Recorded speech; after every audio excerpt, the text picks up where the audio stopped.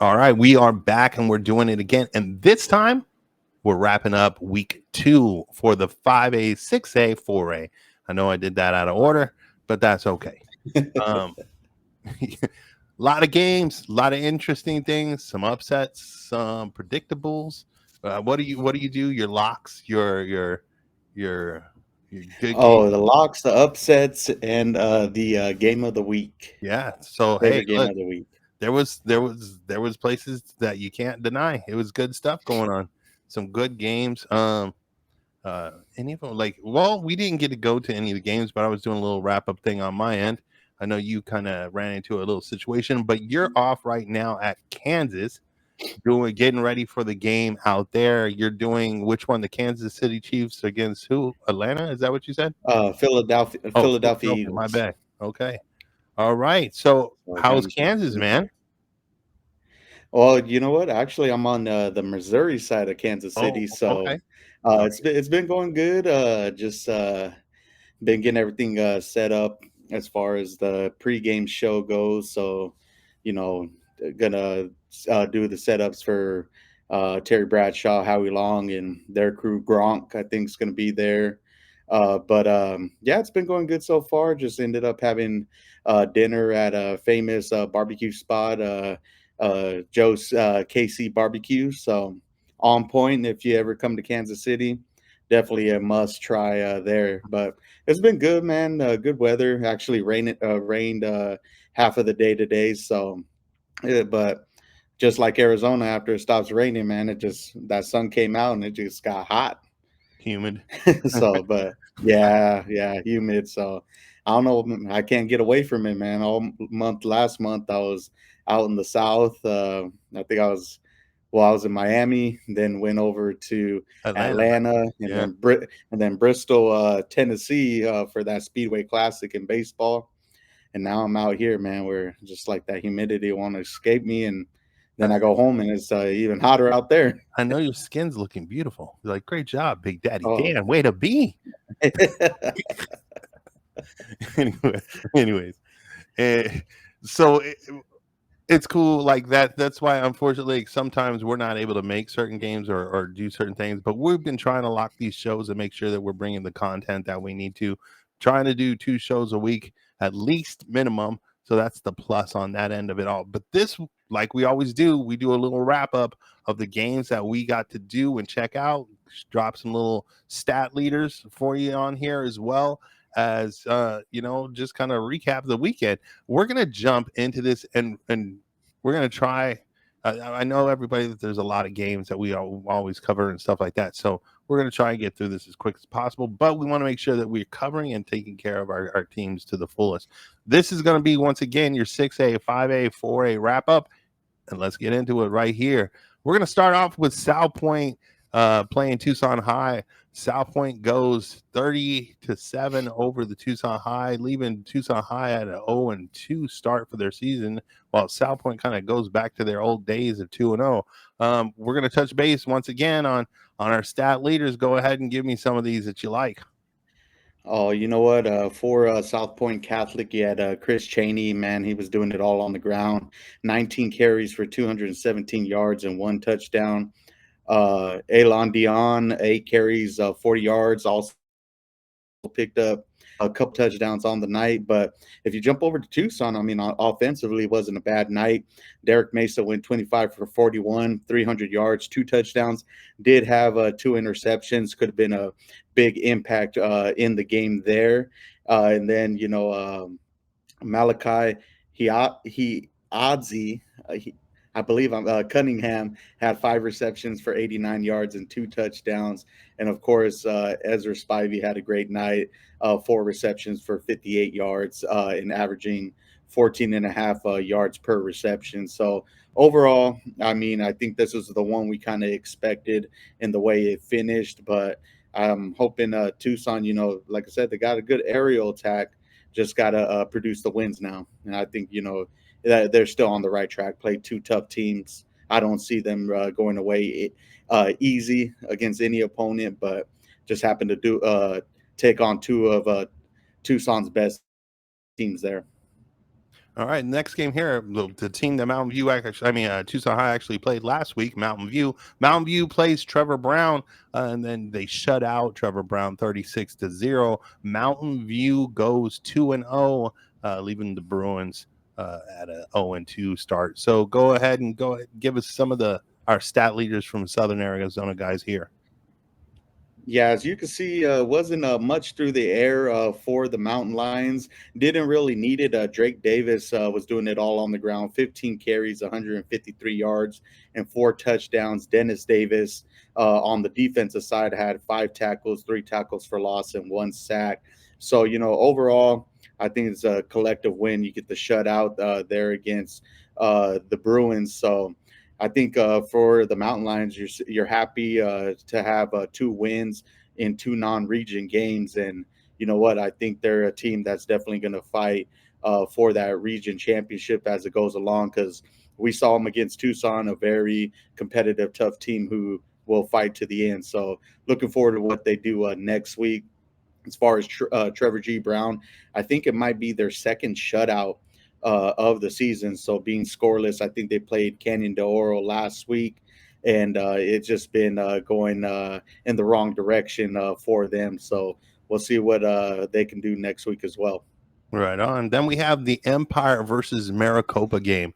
Empire comes in, unfortunately, starting out their season 0-2 against the Maricopa Rams, who've been doing well in the southern Arizona market. They go 1-1 right now, obviously losing their first game, but there was always an upside. So go ahead and give us the stat leaders on this game that you liked. So on the Rams side, you had Jose Cardona Jr. went 13 for 24, 293 yards through the air and 3 touchdowns. Caleb Johnson on the ground had 68 yards on 9 carries and a touchdown. And Matt Barnett picked up 2 touchdowns to go along. That 9 yards. Taylor on Empire's side, 13 for 29, 133 yards, did have the 2 interceptions on the night. But Pedro Felix had himself a pretty good game on the defensive side, 6 tackles, 3 tackles for loss, and 1 sack.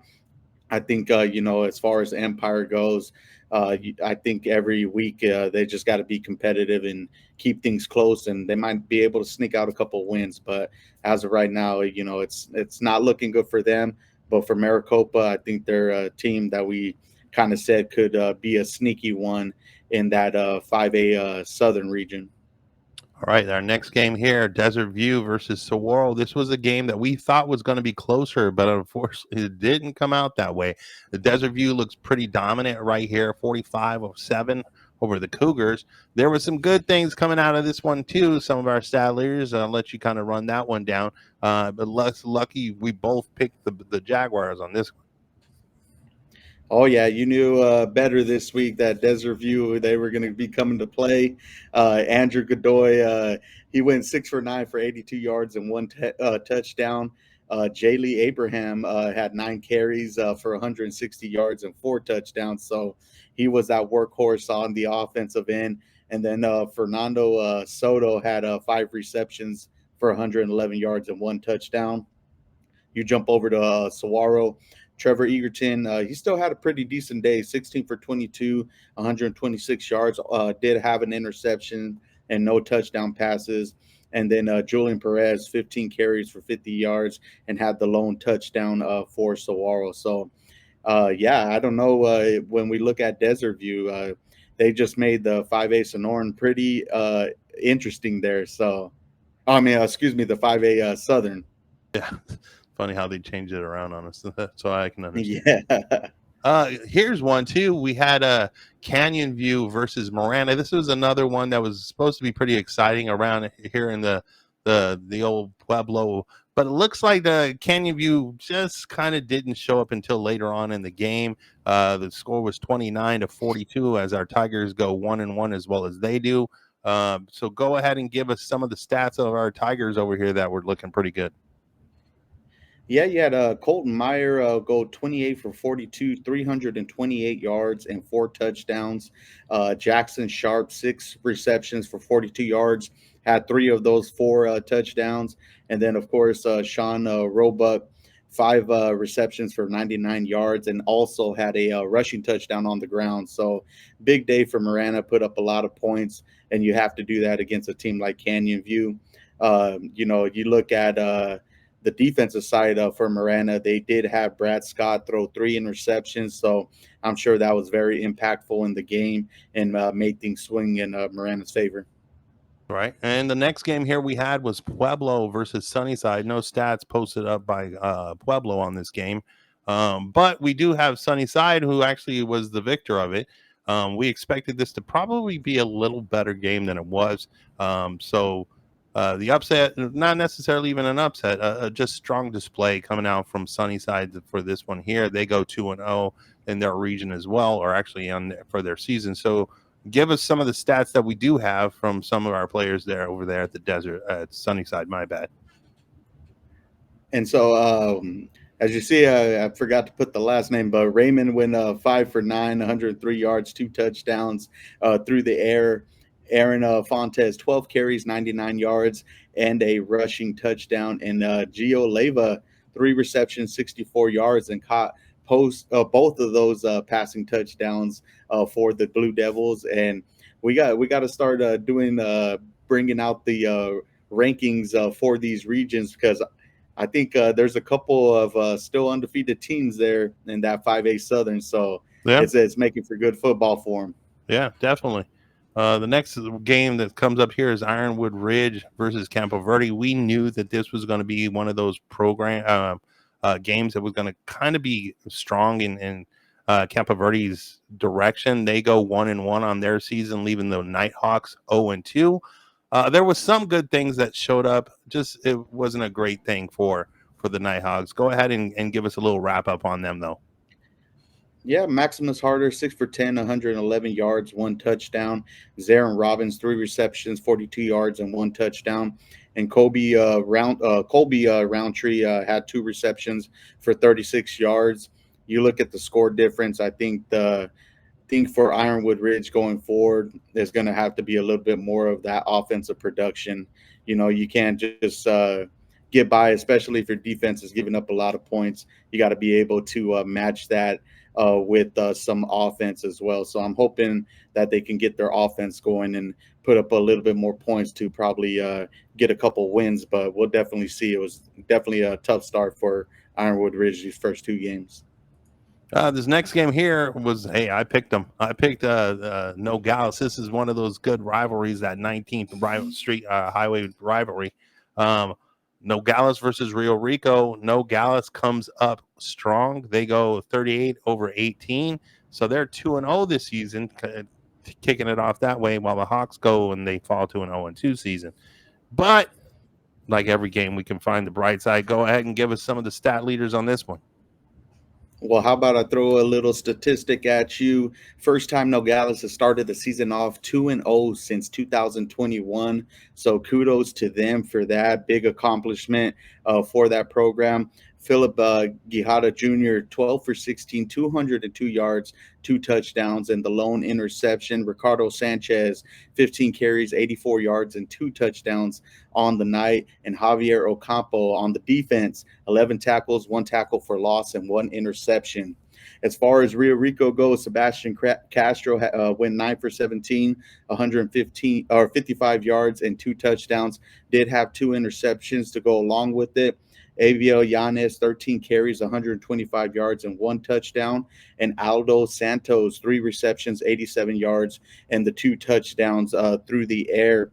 But I think when you look at both teams, we're pretty happy with the way Nogales is going. Max Preps at the beginning of the season had them going 0-10, already crushed those numbers right away. Hopefully, they'll be able to be competitive once they start getting into those region matchups. And if you look at Rio Rico, I mean, the offensive production is there. Quarterback throws for 150 yards. You have over 125 yards in rushing. I think now is just trying to put the ball in the end zone to develop more points. I think it was a good matchup, but all those yardage kind of go for nothing if you're not able to put up the points to kind of match the 38 that Nogales put up. So hopefully they'll be able to put up some more points going forward. And you'll be able to tune in to our next show to kind of figure out which way we predict how the next games are going. So make sure you do that when you see it come up, and you see if we're going with Rico or Nogales on their next week's games, the ones coming up here. The next game coming up here, coming out of your Casa Grande neck of the woods, your little Pinal County, we have North versus Casa Grande, and this was a lights out display by the Casa Grande Cougars. Unfortunately, no stats for either team on this one, but was there anything you wanted to say on it? Yeah, so for Casa Grande to be able to put up 56 points, it looks like their quarterback, Luke Keaton, who I talked about on our pregame show, he is going to be out for the remainder of the season. He has a torn ACL, MCL, and meniscus. So that leg injury was more severe than I originally was reported. But for them to put up 56 points against North, shows a show of dominance. I hope the quarterback situation plays out in their favor, but definitely a good game to bounce back on. And we'll see if that offensive production can kind of continue. So, but other than that, I mean, I hope, a speedy recovery for Luke. I know it must be devastating for him, especially with the high expectations Casa Grande has every year. Now, do you know if that was if this is his senior year by any chance? I believe it might be. I'll have to double check on it, but I do believe he might be a senior quarterback. But Coach Luna always finds the next guy up. So I mean, I'm not too worried about them. They're looking good this year. The next game here is going to be Buena versus Skyline, and Buena goes up to Phoenix to show them what Sierra Vista is all about. They come out with a strong win, 52-20. Those Buena Colts are going. They're 2-0 currently right now. Leaving the Skyline Coyotes at 1-1. Go ahead and give us a little details about our Buena Colts. Well, as you see, it was an easier day for Caleb Layton. Only had to attempt 6 passes, completed 4 of them for 149 yards, and still picked up 2 touchdowns through the air. But how about Michael Lujan? 22 carries for 238 yards and 3 touchdowns on the ground. That young man had himself a day there, as well as Jaden Thomas, 2 receptions for 117 yards and 2 touchdowns. We talk about Buena, coming into this year. This is a team that's also looking for that respect as being one of the top teams in the Tucson, Southern Arizona market. And I think going in to a Phoenix program who just came off of a win and being able to beat them by 32 points, I mean, that's really showing that they're really going to try to be contenders this year. Yeah. The next game up here is going to be our Desert Edge versus Cienega. It didn't go Cienega's way, where they obviously we were talking about Desert Edge being ranked one of the top teams in the state at the time. So 26-0, but I will say this, Cienega didn't let it go running away from them too horribly bad. But go ahead and give us some of the stats on this one, even though it didn't go in their direction. Well, if you see Blake Roscoff went 20 for 35 for 178 yards and 2 touchdowns for Desert Edge. Corey Frazier had 106 yards on the ground on 11 carries. And then Antonio Parra, 10 tackles, 2 tackles for loss, and 1.5 sacks. But if you look over at Cienega, it wasn't a lot of offensive production. Julian Hanley went 4 for 16 for 37 yards and an interception. That was probably the most of their yards that they gained throughout that whole game. But you had Andre Davis Lopez, 6 tackles, 4 tackles for loss, and picked up 3 big sacks. Trayson Cruz, 5 tackles, 1 tackle for loss, and 1 sack. Just another team, Desert Edge isn't an easy team. We all know that. I just think for Cienega next week is just to show that they do have a good offensive game, which we know. I think last week we spoke about that passing game. It just wasn't. It was kind of contained this week. So hopefully they'll be able to rebound and get that offense going because like I said, they have a pretty good aerial attack. It just wasn't their day this week. Hey, things happen, and it's good to see at least they didn't let it get like crazy out of control. So I mean, at least that's the Absolutely. plus I think I'd take from it. That it looks like their defense must have did something. I don't know. Um, over here we got Flowing Wells. Flowing Wells goes 2-0. They played the Prince rivalry here and destroyed Amphi 56-0, leaving Amphi going 0-2.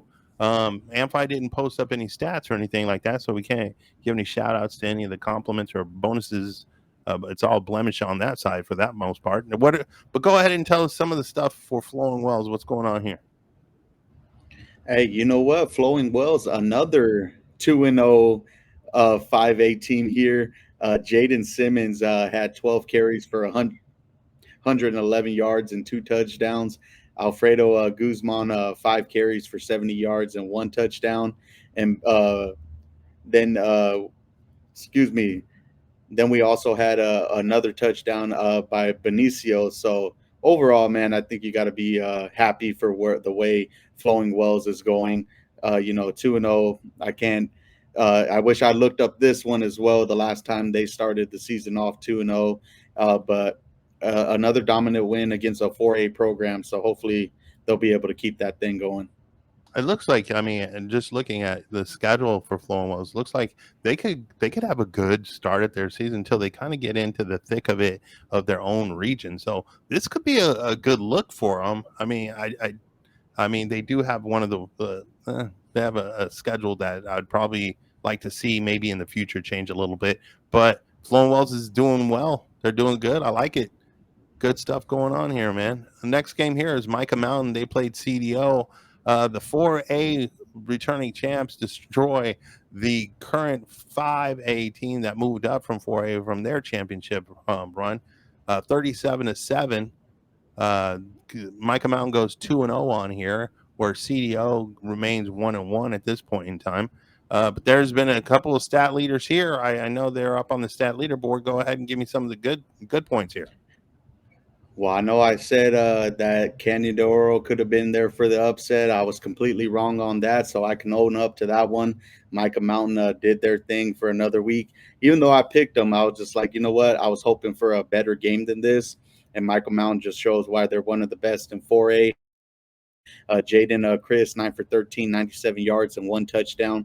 Jeremiah Anderson, 12 carries for 103 yards and a touchdown. And Blake Belts on the defensive side, 4 tackles, 1 tackle for loss, and an interception. If you look over at CDO, Peyton Strang went 7 for 14, 145 yards, did have a touchdown, but also 2 interception.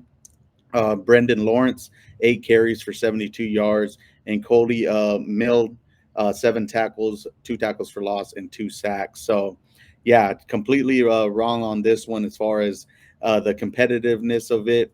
But I think, you know what, Canyon de Oro moving forward, I think they'll be fine in Micah Mountain until somebody uh, proves that they can contend with them. They're going to be still. Okay, you kind of dropped off on me right there. So I'll just wait for you to come back. Yep. Are you there? Yeah, I'm here. Okay. Okay. All right. We'll just move on over to the. Well, actually, that's going to wrap up on that one. We'll go back over here, and you know what, man? I know you kind of cut out here a couple times, but that's okay. I know you're in your hotel room, and God knows that the reception in those places aren't always great. But so no, but really exciting, some good football. Good to see it. Uh, there were some games in there that I was like, I just would rather see other games. Um, but like I really dug the Nogales Rio Rico. I think that's great for Nogales. Not really great for Rio Rico right now for what they've been dealing with and going through right now. But I think Nogales going almost, what was it, 3 years with no win pretty much. I mean, this is Yeah. such a refreshing thing for these guys. Now, granted, I don't know how much longer that run's going to probably run. I mean, once again, they were predicted to go 0-10 preseason, but they're looking pretty decent. Like at least they got something. You know what I'm saying? Like, hey, that's better than some Mhm. of the kids prior to them that hadn't gotten a win their whole career in high school, pretty much. Um, so that's a plus. Uh, any other game in here And that you liked? you know what? I think, like you said, it was just some pretty one-sided ball games. Not too much that we weren't surprised about. But I think one of the biggest surprise after 2 weeks is we have 4 undefeated teams in that 5A Southern. Oh yeah, So 4 out of the 6 teams there are sitting at 2-0. I don't think we 5. had There's that on 5. our beat. There's 5. Is there 5? Yeah, so you have right now the 5 teams that are undefeated is Desert View, Flowing Wells, Mountain View, Nogales, and Sunnyside. And Sunnyside. Okay, Yeah. that's my fifth team that I forgot about. So you're looking what? So there's 7 teams in that division then, because I think Only the 10. only ones with losses are Cienega and Maricopa. Correct. Hmm. So like I don't think we had that on our bingo card going into the start of the season, Right. but it just goes to show you that you know what, these programs are in that right division to help them elevate that their programs individually, and even if it doesn't carry on to the rest of the season, it's still a big help for that program that they Correct. have 5 undefeated teams currently right now. I think the one thing that I hope parents or those who are following their programs and stuff like that don't get too far ahead of themselves is these are teams playing similar teams that are typically in the lower tier of their markets. So for example, they're low tier 5A programs. They're playing other programs that kind of match them right now, and this is why you're seeing those wins losses that are actually helping their program. This is healthy for them. I think these are programs, for example, we're seeing with like Nogales. We will talk about Cholla in the next segment here. These are programs that don't typically get those W's. Now they're getting them, which could draw kids out to these programs, which is beneficial. So I think this is healthy and good for them. I just don't get ahead of yourself thinking that these teams are playoff programs or so on and so on. There's still a whole bunch of depth in this 5A division. You talk about, for instance, Desert Edge and stuff like that. These are some hell of amazing programs. So, I mean, you just kind of watch it like that. Even your Maranas and stuff like that. If you took like a Marana, say, for example, and put them up against Nogales, it wouldn't even be a game I would want to watch. And they're both the Mhm. same. So, like, we're not trying to say negative or positive. We're saying it's a good fit for the situation that they're in, which is great. It's good football. You want to have those seasons 6 and 4s to 4 and 6 seasons. That's what you typically want to Yeah. have. Well, let's go ahead because I know we keep rolling through here, man. Let's jump into these 4A final scores. I know you like that one because you get into your desert skies here. Yeah, and you know what? There were some amazing athletes out of the desert sky too, guys. That is an amazing region. I'm glad we are covering them, giving them love and so on. So this is the first week we kind of fully got into them. So we're gonna check these out. But we're going to start off with one of the teams that we were just recently talking about. Cholla. Cholla comes up big on this one here. They defeat Maryville 18-26. They go 2-0, which has got to be a hot minute since that's happened. But go ahead and give us some details on this one, Daniel. Hey, you know what? We expected a close game right here. Cholla didn't disappoint. Damian Estrella, 7 for 11, 134 yards, and also had 2 rushing touchdowns on the night to go along with that 105.9 QBR. So, big game for Damian. Dom Vero, 18 carries, 86 yards, averaging 4.8 yards per carry.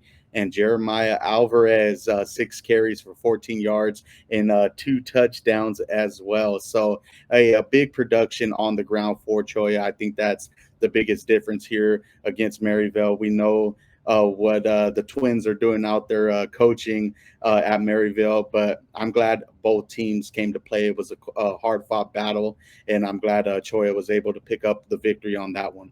Hey, and thanks again, once again, Troy getting stats out there. It's refreshing to have it as well, so we can kind of spotlight some of those kids. The next game that we had going on here, actually, right on cue, we don't have stats here for our Catalina Foothills. Even though they did well, they conquered North Canyon, North Canyon 6-45. Catalina Foothills goes 2-0 for the season. I wish we could say a little bit more there. Yeah, you know what? Big win there. I think we knew this one was gonna be a big win for Catalina Foothills as far as the score goes. As you look at it, they held Gabriel Terrell Jr. 12 for 18 for 40 yards in the interception. AJ Garcia held to under 100 yards with 77 and the lone touchdown for the Rattlers. And then Kevin Silva Lopez, 7 tackles, 1 forced fumble, and 1 fumble recovery. But yeah, I wish I was able to get something for Catalina Foothills, because it looks like they did some big things both offensively and defensively. So hopefully next week we'll be able to shine some light on some of those players. Yeah, I mean, and Catalina Foothills has got a tough couple games coming up here. They have a Thursday game this week against Pushridge, and then the following week they got Snowflake. So no Oh, days off for this program for the next 2 weeks. We'll definitely check them out, and you'll have to once again check out our show to see which way we vote on that one. Uh, hey, I tell you what, some great programs for them to come up on. Next game here, Marcos Deniza versus Mesquite. We kind of jumped out of our region here, but a lot of our 4A programs did play 5A programs, so they were already suggested or talked about on the other segment. But Marcos Deniza comes up here with a strong win over the Desert Skies Mesquite as they go 2-0, 42 over 19. But I mean, shed some light on some of our studs over there at Mesquite, if you would. yeah, you had Talon Curry Smith, 12 for 22, 106 yards and 1 touchdown. Parker Kazmarak, 23 carries, 111 yards and 3 touchdowns. So big things on the ground for Mesquite. Andrew Joyner, 6 receptions, 73 yards and 1 touchdown. I knew going into this game right here, it was definitely going to be a challenge for Mesquite. Marcos Deniza is one of those teams that I would say is similar to a Coconino. They, at the end of the year, they might not have as much wins as you would have thought, but definitely a very competitive team no matter who they're playing. And it goes to show with this final score here. Yeah, I mean, Marcos Deniz is one of those teams that we don't typically talk about, but they can definitely ruffle some feathers. Those Padres. Next game we got here: the Golden Hawks versus our Sahuarita Mustangs. From so this was a squeaky game. Like I think a lot of us kind of predicted and thought that Sahuarita would have pulled this one off. Desert Sunrise pulls up the upset. I don't even know if it was an upset. I think maybe Desert Sunrise was ranked higher. I'm not sure. I'd have to go back on that. But 40-38, just a close game. Go ahead and give us some details though from our Sahuarita. Unfortunately, Golden Hawks don't post up stats, so go ahead with some of the Sahuarita. Yeah. So Rashid Martin wins 6 for 11, 85 yards. Trent Humble, 22 carries, 128 yards, and 3 touchdowns. So a good game from him. William Thwaites, 15 carries, 89 yards, and 1 touchdown. If I remember correctly, this game went down, I believe, to a 2 point conversion, which Sahuarita did not wasn't able to get it, or Desert Sunrise scored at the very end. Don't remember all the details of that one, but I do know that Sahuarita starting quarterback did get hurt in the game, so maybe that played a little bit of a factor to the final score. um, I think Jake Allen did an interview with some news coverage there, just talking about the situation. So, not sure exactly what quarter that he got hurt, but at the same time, not having your QB1 being able to do what he can do through the air definitely hinders a team. So, hopefully, it's nothing serious. He'll be back next week and be able to help the Mustangs pick up their first win of the year. Yeah, especially against that driving Nogales program that they're supposed to play. Our next game coming up here, another program that's not posting up stats for us, ALA West Foothills. They lose to Snowflake, which is one of your favorite mountain teams. I know that. Even though they're Oh, part yes. of your 4A Desert Sky program that you like here so much. And by all means, they deserve it. Snowflake comes in here with a whopping win of 30 over 10. Go ahead and give us some heads up on some of our favorite guys up there. Well, the one thing I said from the beginning of the week, Snowflake was going to show ALA West Foothills what 4A football is all about. They did not disappoint, even though Jacob Leduc only went 8 for 21 for 90 yards and 2 interceptions. He also picked up 2 touchdowns on the ground with 44 rushing yards. Bernier Green, 23 carries, 117 yards, and 2 touchdowns. And Hayden Nichols, 7 tackles, 1 tackle for loss, and 1 interception. So this wasn't a perfect game for Snowflake by any means, especially through the air, but it shows just how tough of a team that they are by doing it all on the ground. Yeah. I do say, in 4A, you do need a passing game, but when your defense helps limit a team like ALA West Foothills to only 10 points, and you pick up that production on the ground, I think that's why they are, another one of those top tier teams that are going to win by any means, no matter if one of their players has an off day. Yeah. And the next game we got here is Northwest Christian versus your Poston Buttes of Desert Sky. Um, this one here, not so great for Poston Butte. The Poston Butte's been struggling. They start off their season with an 0-2. This one here, Northwest Christian takes the game 31-13. A little flip flop on the score there. Flip the numbers around, and that's what you get. But I mean, hey, good stats come from every game. There's always something positive to talk about. Why don't you tell us what their Poston Buttes have at least to talk about positive on this one? I think it's their number one guy, Easton Folletti, 21 carries, 110 yards, 1 touchdown. Also did it on the defensive side with 10 tackles, 2 tackles for loss, and a sack. I think when you look at the difference here is the passing game. You had Lakey or Lackey Walworth, 21 for 36, 187 yards, and 1 touchdown to go along with 2 rushing touchdowns, where you had Grady Garner go 5 for 15 for 45 yards and an interception. I talked about Poston Butte. The one thing they're missing from that program is their passing game, or having a quarterback that's going to be able to deliver the ball through the air. And you could see it with the score differential, is that they have no passing game right now. And it's one of the big reasons I think they sit 0-2, because it's been like that, for at least my coverage for Poston Butte, is that they've never had a solid quarterback to be able to have elevate that passing game and be able to contend. Because once you shut down the run game, even though Easton had himself a great game, I think it's going to be crucial down the road to be able to get some touchdowns through the air. Yeah, very true. Our next program here, this one, we had two of ours from different regions. We had Combs from the Desert Sky. They're playing against our Gila Rincon University program, and this is all was for the Combs. The Coyotes took this one 52-0 over the Rangers. Unfortunately, our Rangers aren't posting up their stats this week. But go ahead and at least give us a heads up on some of our key components over there with the Coyotes. Yeah, if you look at the stats, I mean, they're nothing outrageous as far as that. I'm thinking that they were able to play a lot of their subs into this game, especially if the game got out of hand early in that first half. You had a Cannon Hale 3 for 5, 75 yards, and out of those 3 passes, went for 2 touchdowns. Branson Moak, 9 carries, 63 yards, and 1 touchdown. And Skylar Lawrence caught those 2 touchdowns in the air to go. Those were his only 2 receptions for 66 yards. So 2 plays, 2 touchdowns, and you got to be happy for the way things are going for Combs. Definitely continuing, what they did last year in being able to get their team to eventually be playoff contenders this year. And they're playing Cholla coming up this week here, which is probably going to be a good match for well, not a good match, but a good stat day for the Coyotes again. Even though our Cholla Chargers are doing better, I just don't.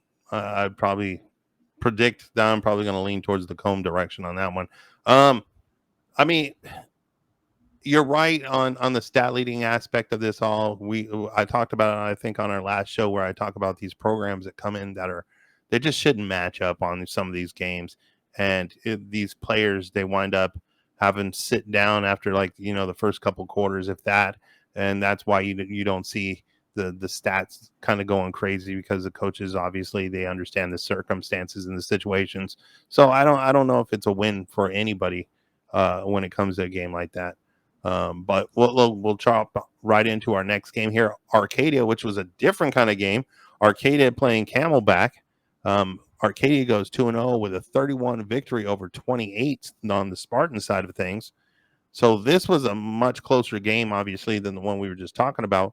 But tell us about some of our stat leaders here. So, I mean, our guy Man, Zach Smith is a beast. oh yeah, 20 for 27, 283 yards, two touchdowns, and one interception. Ryan Jimenez, 17 carries, 139 yards, and two touchdowns. And Connor Kamez, six receptions for 92 yards and one touchdown. We have said it, this 4A Desert Sky has some stacked teams this year. Different. If I'm wrong, Camelback is a 5A team, which I think they played up to. So I think that it's a big win for Arcadia.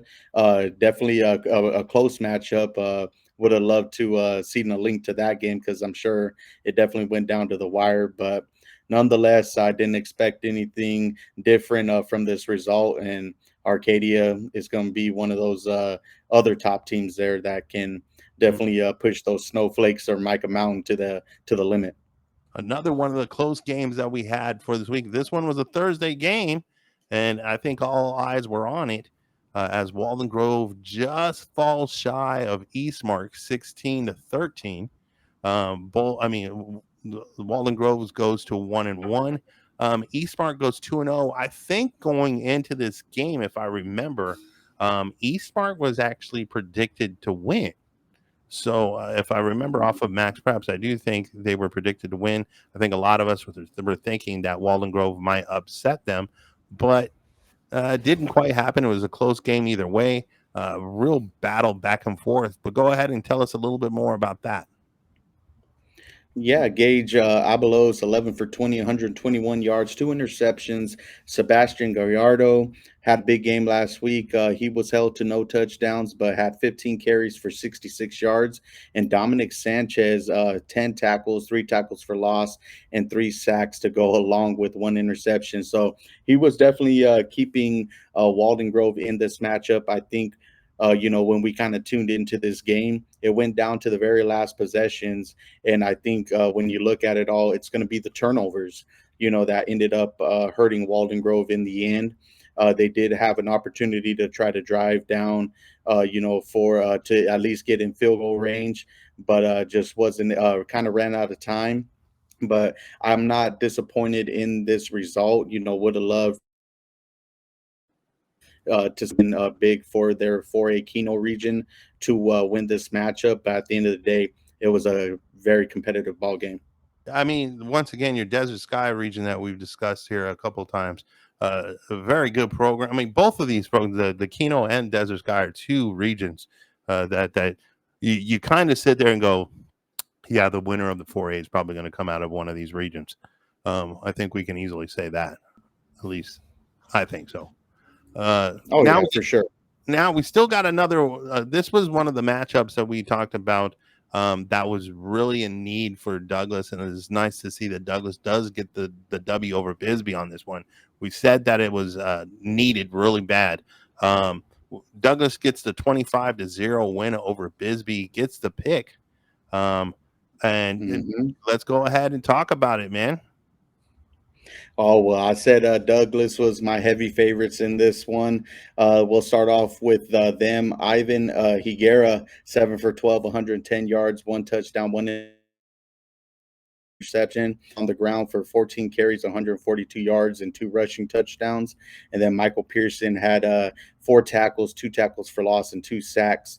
You jump over to the Bisbee side, Tristan Meyer, 10 for 23 for 82 yards and one interception. Jackson Alvarez, nine carries for 59 yards. And then Fabian Hernandez, eight tackles, two tackles for loss, and two sacks on that defensive side.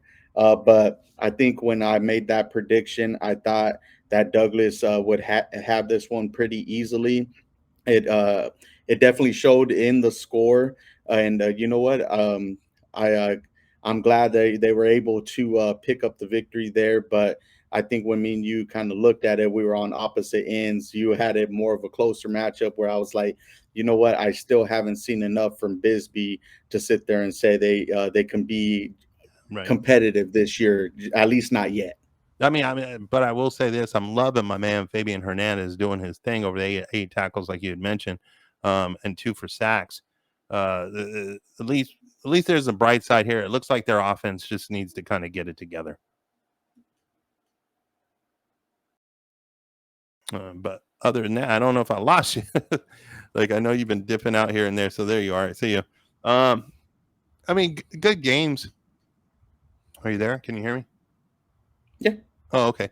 Yeah, good games. I think the big thing here, especially with that Douglas Bisbee game, I think Douglas needed that game, especially as they're going to go into their region play with the Keno, and it's just not going to be nice. I mean, if you look at, and I'm trying to pull it up while I'm sitting here doing this as well.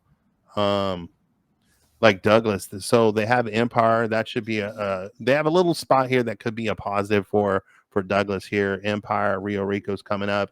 But then you have Mica Mountain, you have Amphi, and then it's Sahuaro, Walden Grove, Catalina Foothills. All those programs have been doing kind of well. So, I mean, coming into the season, they were predicted to go 4-6. I don't know if they go 4-6. So it could be an interesting thing to see. Who knows? There's a lot of good football still ahead of us. A lot of a season going on. Anything out of that 4A programs and stuff that you liked on that before we jump into our players of the week? Oh, you know what? I think Doug will piggyback off of Douglas. I think it's definitely a program that we might have slept on there. As far as everybody else, it was kind of the way I went. I mean, yeah, even Cholla sitting 2-0, definitely a big surprise for me from us looking at the schedules during the off season, but. I'm Right. liking what this 4A is doing right now. I think that 4A Desert Sky is going to be some tough competition there to see who comes out on top as the region champions. And like I said, I mean, Micah Mountain, man, I don't know. That prediction was 10-0. They might be able to hold that Pull it pretty up. easily if they keep playing the way that they are. Well, I mean, even the Walden Grove loss, I'm okay with. I think you said so. It's that like can this really affect them? No, I kind of had I think Max Preps had Walden Grove going 8-2 before the season started here, and I think the teams were Eastmark, and I think the other team was Mica Mountain. So I mean, they're not off right now. They're kind of firing on the right cylinders. They do have a Tucson High game this week coming up, which could be really exciting to watch that game. I know both of those teams really need that win. Tucson High obviously not getting off with that first start with Mountain View, so having them win that the Tucson High game could help. I mean, kind of help throw them back into because right now Tucson High just they, they've had a tough one, but they've had great teams. I don't want to sit there and say, hey, look, Absolutely. this is bad. I mean, I wouldn't start throwing in my invent, my stock on Tucson High because of this. But I mean, they're great programs coming up here.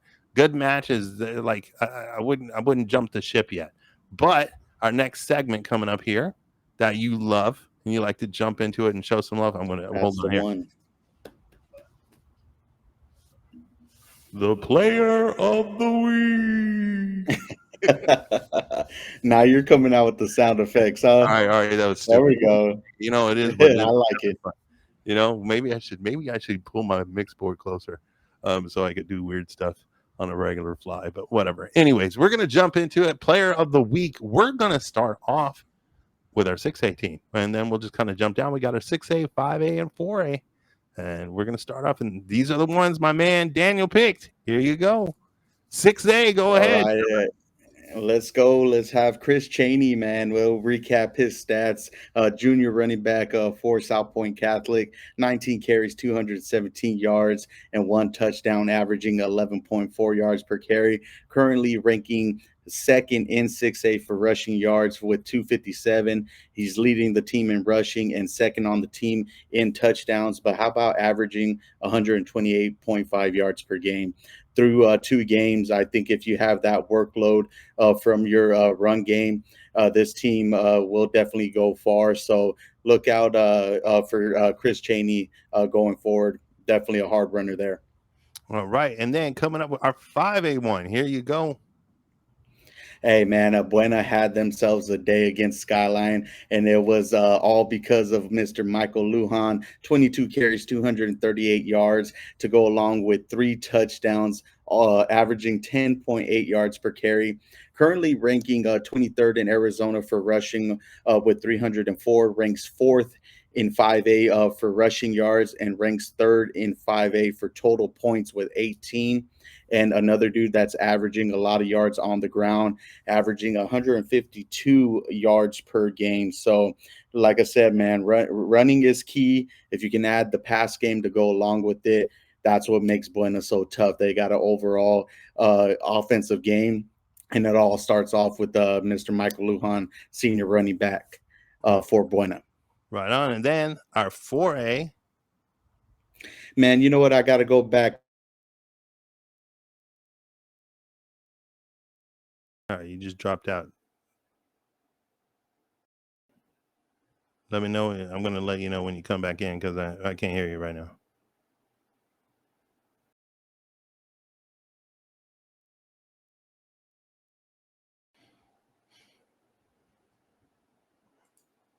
Oh, you dropped all the way off. All right. So the 4A player he picked was Ivan Higuera. Looks like he's got seven catches out of 12 attempts, 110 passing yards, a total yards of 252. He's got total touchdowns 3, um, 14 carries for 142 yards, 2 rushings, touchdowns versus Bisbee. He's ranked number 13th in 4A in passing yards at 363. He's ranked second in the Keno 4A in rushing yards at 184, and that's why he picked Ivan. So some good players here. I'm going to wind up wrapping it up. Obviously, I lost my guy Daniel here. So we will get back to you guys on the next show and see what happened. Other than that, guys, I appreciate you all chiming in. Actually, one other thing. Let me go ahead and touch base on our stat leaders. Our stat leaders, our 6A, 5A, 4A stat leaders for passing stats. We have Colton Myers at 590. He's from Marana doing his thing there. Zach Smith, we talked about him, 543 yards. He's over there at Arcadia. And Derek Mesa out of Tucson High, he's at 468. He's doing that over there. Our next stat leaders here are going to be our receiving stat leaders. We have Sean Roebucks at 191 yards from Marana. Maricopa's Matt Burnett at 186, and Jaden Rogers from Cienega at 179 yards. So definitely looking good there. Last thing here, or actually, nope, Southern Arizona rushing stat leaders. We have a 321 Parker Kresmark from Mesquite. Michael Lujan, like he had just discussed, from Buena 304. Jaden Simmons out of Flowing Wells at 282. I do want to sit here and say this. He had mentioned and brought up Chaney, Chris Chaney from Salpointe, discussed or dropped his name. I don't know if I saw their stat on him, and maybe that's why he's not on here. But because he did bring him up, I wanted to make sure I did shout out Chaney's name in there too, even though he's not on here. Are you there? Oh, I'm back now, man. I had a little power surge in here real quick in the Oh wow! hotel.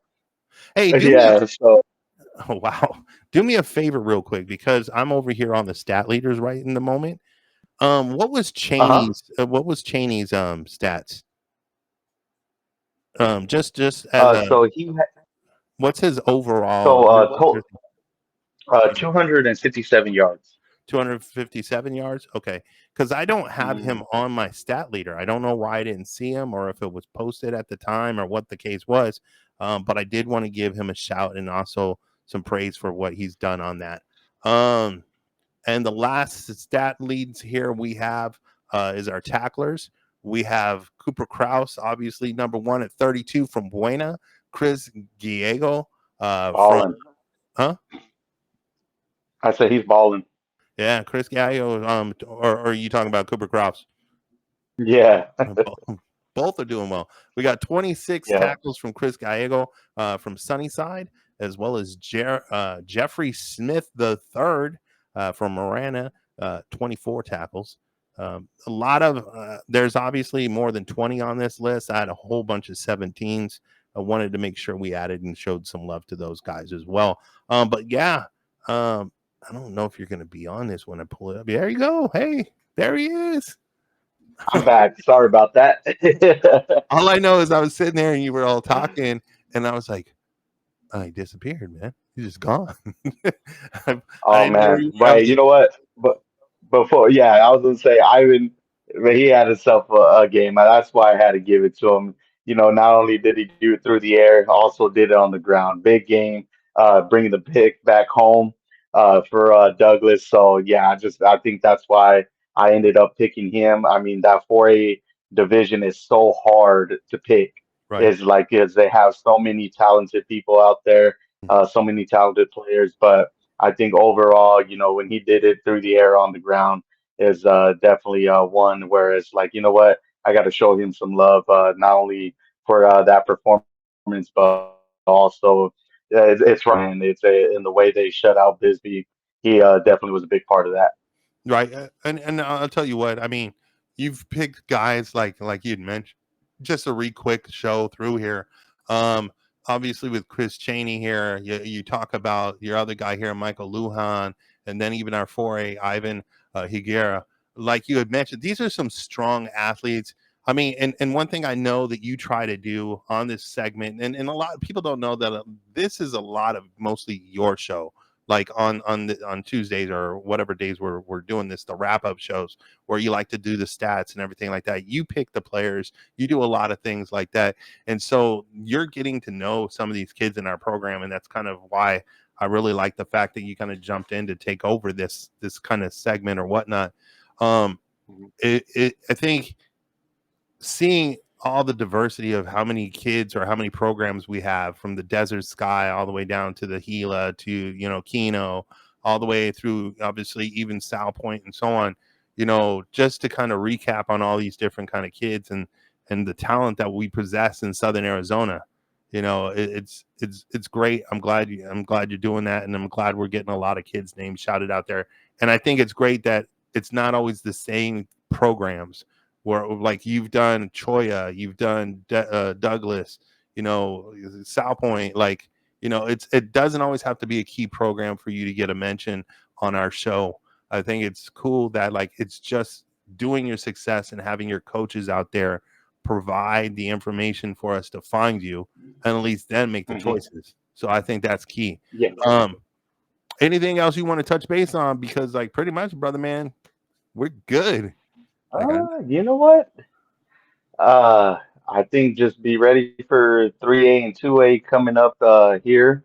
right. That'll be the next one. And then you know what? Let me know if there's any links to any games. I think I'll Mm, be off of work by the time the game kicks off on Thursday and Friday. So hopefully I'll be able to jump on and try to watch some of these programs. But yeah, other than that, man, it's fun each and every week to kind of, like you said, be able to get to know these players. Of course, it's all, to the benefit of their coaches and their programs inputting that information. And then, I think also to kind of, with your stat leaders, it's like nobody would know that what these kids rank in Southern Arizona without you putting in that information as well. So that's always a key component because it shows, not only do we do it on here, but you also post that on the social media pages. So I think that overall, as long as you're putting in your stats and things like that, it's definitely going to bring some light to some of these programs, especially if it's a program that picked up a huge win. Whether it's a blowout game, whether it's a close matchup.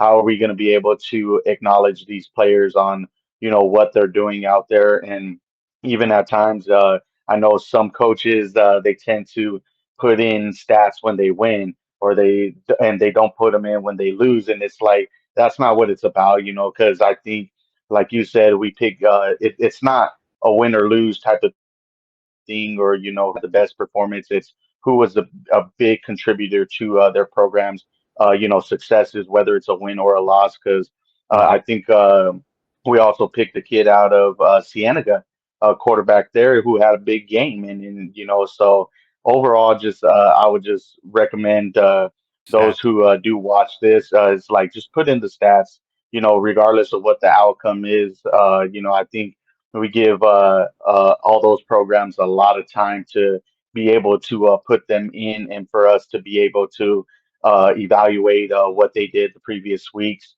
and be able to bring some shine to it, because that's all what it's all about at the end.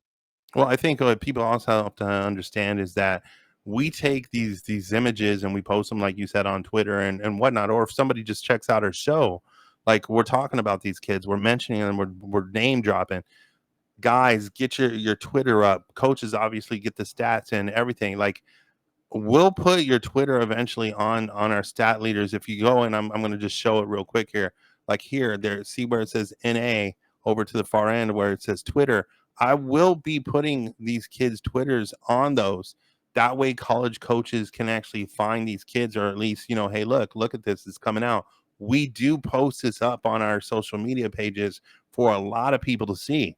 So the more information that we can find you and post it on here, and height, weight. I see a lot of NAs on like stat, like height, weight, stuff like that. Fill in your information, get it so these coaches can find you guys. That's one of our main things. Is we're doing this to help not only just what we're doing, but to show off obviously our market and help our kids in our market.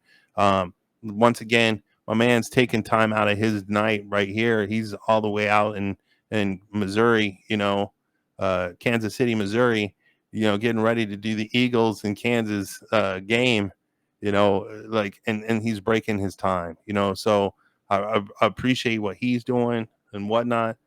And you know what the great part is y'all get to watch the next show, which is the 3A 2A. We'll do that one. We'll post that one up. Yep. This 6A 5A 4As have been doing really well. Let's get some views on these 3A 4As.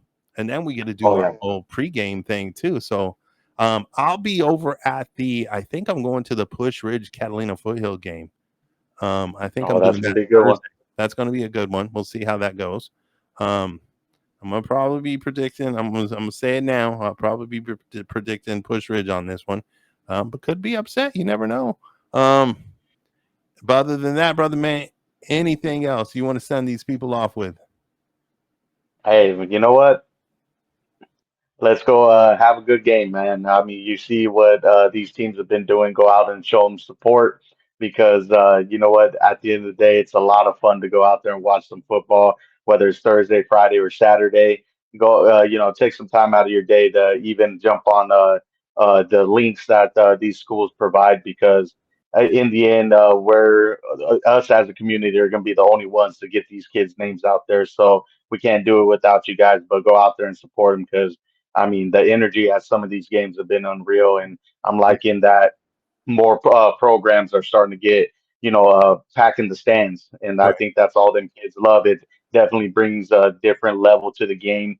If your side has that energy, made a big difference in some of the games that we did watch, currently. So yeah, get out there and support them. All right, man. Other than that, we'll see you guys on the next one. Meet Sitback's Bleacher Seat, the first comfy stadium seat. I'm a parent with kids in sports. I've lived on the bleachers and tried countless stadium seats. I found light seats, foldable seats, hot seats, this seat. I couldn't find a comfy seat, so I made my own. First, it has a tall back with lower back, middle back, upper back, and neck support. It's lined in thick, full-body contoured padding, complete with a head pillow and optimal height armrests with cushions. It has a breathable mesh back, L-shaped folding arms, and its angular design frames your body so it won't block anyone's view. Compact, lightweight, and portable is a must, so we made it fully collapsible with padded adjustable backpack straps. While most seats are fixed, the Sit-Back's bleacher seat reclines into a relaxed position. It was almost complete when I thought, what if I could also rotate the seat? So we added a rear swivel feature so you can fully rotate the seat in any direction and view from the best angle. And there we have it, the Sit-Back's bleacher seat. When I received the first model, I was so excited. There was no pressure on my neck, no pressure on my back. I was floating. Finally, a comfy seat. Now we're ready to share it with the world. Whether you're dedicated parents, sports fans, or event goers, you've invested significant time and money into these experiences. Now get ready to sit back and relax.